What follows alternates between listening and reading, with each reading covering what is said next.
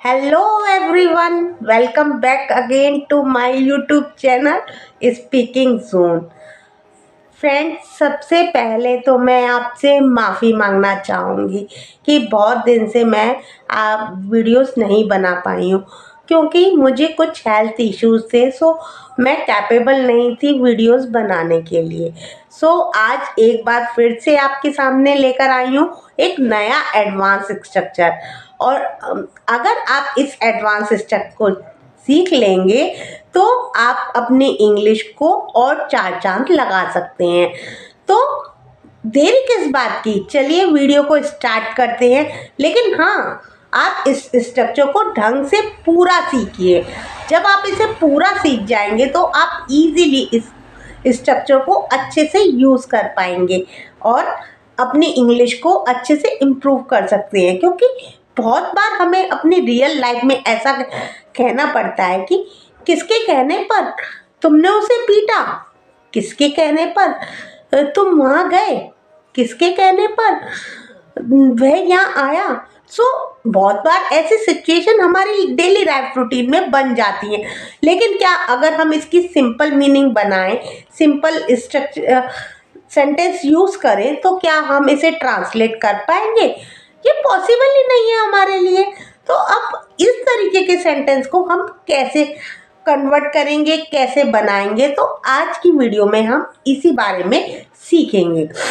तो वीडियो के एंड तक बने रहिए। और हाँ, अगर आपने मेरे चैनल को सब्सक्राइब नहीं किया है तो प्लीज़ जाइए और मेरे चैनल को सब्सक्राइब कर लीजिए। मेरे चैनल के थ्रू आप नई नई चीज़ें, जानकारी सीख सकते हैं अच्छे से और अपनी इंग्लिश को अच्छे से इम्प्रूव कर सकते हैं। अगर आप सच में पैशनेट हैं इंग्लिश को लर्न करने के लिए तो मेरे साथ हमेशा बने रहिए, क्योंकि मैं इसी तरीके से नई नई चीज़ें खोजती रहती हूँ कि कौन सा ऐसा स्ट्रक्चर मैं आपके लिए लेकर आऊँ जो आपकी लैंग्वेज के लिए इम्प्रूवेबल हो। इस जर्नी को कंटिन्यू करने के लिए मैं आज आपके लिए एक नया स्ट्रक्चर लेकर आई हूँ कि अगर हम इस तरीके से बोलना हो कि किसके कहने पर तुमने ये काम किया, किसके कहने पर तुम वहाँ गए, किसके कहने पर तुमने मेरी अलमारी को छुआ, तो इस तरीके के सेंटेंस का स्ट्रक्चर हम कैसे बनाएंगे। तो हम सबसे पहले फ्रेंड्स बात कर लेते हैं इसके स्ट्रक्चर की। तो अगर हमें इस तरीके के सेंटेंस बनाने हो तो हम उसमें यूज़ करेंगे at whose behest plus sentence. जब भी आपका कोई सेंटेंस हो तो उससे पहले किसके कहने पर के लिए हम एट हुज बिहेस्ट का यूज़ करेंगे और उसके बाद हम सेंटेंस स्ट्रक्चर बनाएंगे जो हमारा सेंटेंस वर्ड सेंटेंस के अकॉर्डिंग है। चलिए कुछ हम एग्जाम्पल देखेंगे।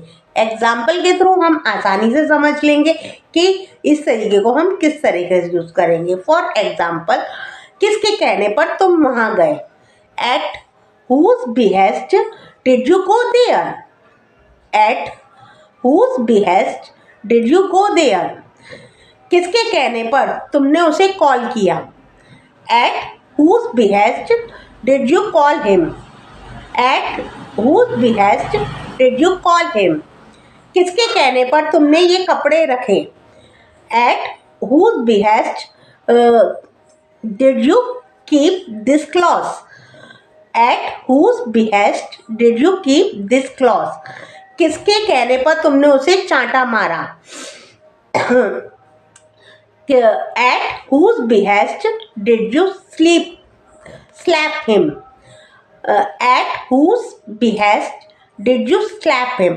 तो देखा आपने कितना ही आसान सा स्ट्रक्चर है, लेकिन जब हम इसे यूज़ करते हैं तो लोग तो सोचते हैं राम जाने इसको कितनी अच्छी इंग्लिश आती होगी।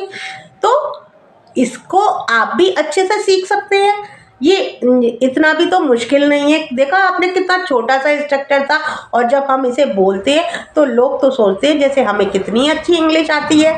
तो इस छोटे से स्ट्रक्चर को आप भी अपने लिए एक हथियार बनाइए और इसको अपनी डेली कन्वर्सेशन में यूज़ कीजिए। सो ये बहुत ही अच्छा सा स्ट्रक्चर आपके लिए रहेगा और आप इस अपनी डेली कन्वर्सेशन में इसको यूज़ भी कर सकते हैं। अब आप भी मुझे कुछ सेंटेंसेस कमेंट बॉक्स में बताइए और टैग करके दीजिए और फिर मैं आपको बताऊंगी कि हम इसे और किस तरीके के सेंटेंसेस में बना सकते हैं। सो